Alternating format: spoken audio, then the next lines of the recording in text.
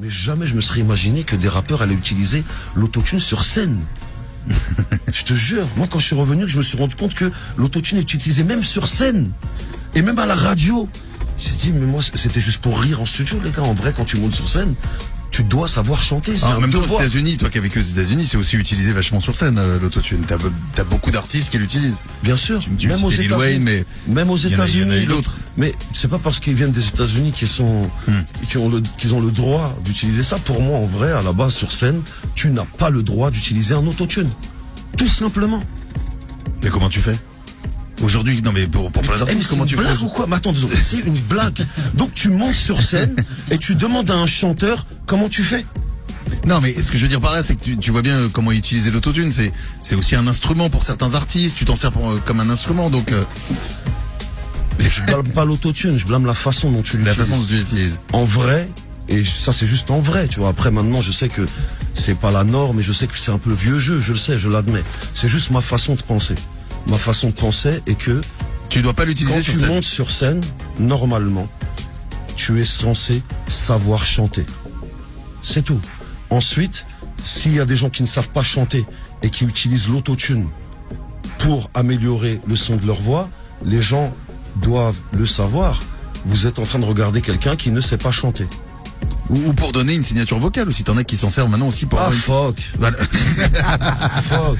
C'est pareil. C'est-à-dire que mutuma aloba na batute ko nera yembaki nanda kuna bango so no yemba lelo et oke na micro ezalaka bongo non parce que touchera toujours na table ba otila bino be fait. C'est que autotune ezali nek pareil. Ouais.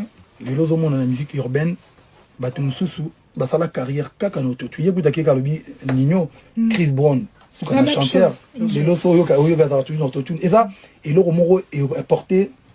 Il y a le guitare électrique, guitare acoustique, il y a le robeta na guitare sèche, il y a le robeta na guitare bah fait oui oui la guitare. Baba rosa bah ni robeta.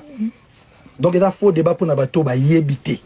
Mais j'ai remarqué un constat dans l'album il y a jeune frère Rabso Fali Poupa, c'est bien parce qu'il y a une machine qui est derrière et qui est en train de pousser. Mais ce n'est pas de cette façon-là qu'on doit traiter la rumba congolaise. La rumba congolaise la rumba congolaise, au départ, c'est la voix. En second lieu, ce sont les guitares qui viennent. Et il y a aussi ce qu'on appelle la mélodie. C'est bien que, bon, peut-être, à se retrouver qui na situation oyo akokaki susu kozonga simate. Banze moza bien, mais machine électro. Machine électro. Et puis il n'y a pas de guitare qui s'exprime quoi. Le chanteur s'est exprimé, mais il y a des fois il s'exprime pas en mélodie.